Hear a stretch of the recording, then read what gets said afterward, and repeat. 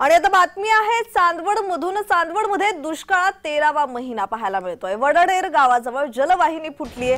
नाशिक मुंबई महामार्गावर पाणी पाहावयास मिळतंय। चांदवड तालुक्यातील वडनेर या गावातून येवला कोपरगाव येथील शेतकऱ्यांसाठी पाटाला पाणी सोडण्यात आलं होतं, मात्र वडनेर गावाजवळ पाईपलाईन फुटल्याने लाखो लिटर पाणी वाया गेलं। हे पाणी नाशिक मुंबई महामार्गावर साचल्याने जणू काही पावसाळ्यासारखी परिस्थिती निर्माण झाली होती। त्यामुळे नागरिकांना सुद्धा या पाण्यातून मार्ग काढावा लागत होता। साधारणतः 1 ते 2 तासांनंतर ही पाईपलाईन बंद झाल्याने महामार्गावरचं पाणी थांबलंय।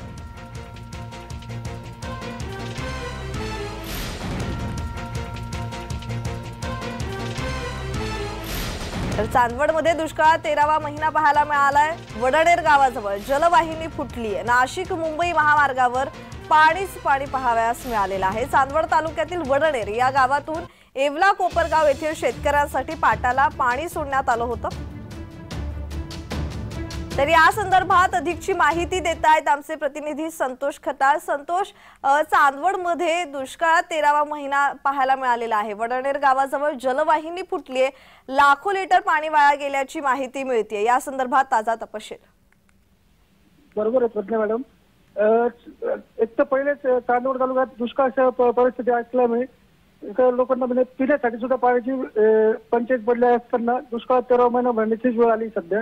येवला आणि कोपरगाव भागासाठी काल शेतकऱ्यांसाठी पाटाने पाणी सोडण्यात आलं होते, मात्र त्या वडनेर गावाजवळ एक पाईपलाईन होती। ती पाईपलाईन फुटल्याने लाखो लिटर पाणी अक्षरशः 2 तास पूर्ण नाशिक मुंबई महामार्ग जो आहे त्यावर पूर्ण वाहत होते आणि त्यावेळी नागरिकांना सुद्धा जाण्यासाठी अडचण येत होती। आणि असं वाटत होतं की आता काही पाऊस पडलाय। जवळजवळ 2 तासाने तिथे अधिकारी आले आणि त्यांनी ते पाईपलाईन बंद करण्याचा प्रयत्न केला। जी धन्यवाद संतोष, तुम्ही दिलेल्या माहितीसाठी।